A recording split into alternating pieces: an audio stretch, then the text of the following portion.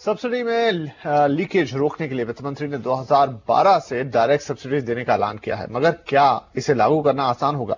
योजना आयोग का माने तो फर्टिलाइजर सेक्टर में इसे लागू करना एक टेढ़ी खीर है। डायरेक्ट सब्सिडी पॉलिसी लागू करने से पहले सभी सेक्टर्स की तमाम अड़चनों को दूर करना ही होगा।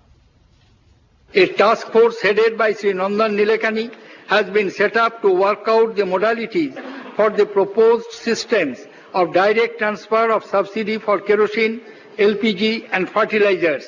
The interim report of the task force is expected by June this year. System will be in place by March 2012. यानी सिर्फ एक साल के भीतर सरकार डायरेक्ट कैश सब्सिडी देने का मन बना चुकी है।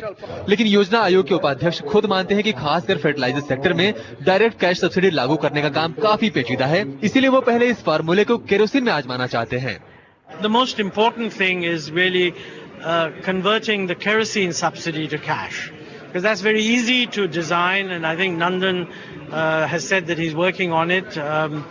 I would focus in the first instance on the kerosene subsidy because that's an area of massive misuse. Direct subsidy देने का मतलब है कंपनियों को कीमतें तय करने की छूट देना, लेकिन फर्टिलाइजर उत्पादन की लागत कंपनियों के हिसाब से अलग अलग होती है। गैस से चलने वाली यूनिट सस्ते में फर्टिलाइजर बना लेती है तो नेफ्था बेस्ड यूनिट्स के लिए लागत बढ़ जाती है। ऐसे में जो कंपनी कम लागत में फर्टिलाइजर बनाएंगी वो फायदे में रहेंगी। फर्टिलाइजर सेक्टर की ऐसी ही कई पेचीदगियां दूर करनी होंगी। 2012 से शुरू करना चाहते हैं, उसके लिए आवश्यक होगा कि वो अपनी जो दूसरी चीजें हैं उनको जितना भी आसपास ला सकें। कि मान लीजिए मैन्युफैक्चरर है, कोई नेफ्थम बना रहा है, कोई फ्यूल ऑयल बना रहा है, कोई गैस बना रहा है, तो सारी एनर्जी को यदि आप कंबाइन कर दो तो सबका प्रैक्टिकली एक तरीके का कॉस्ट आ जाएगा।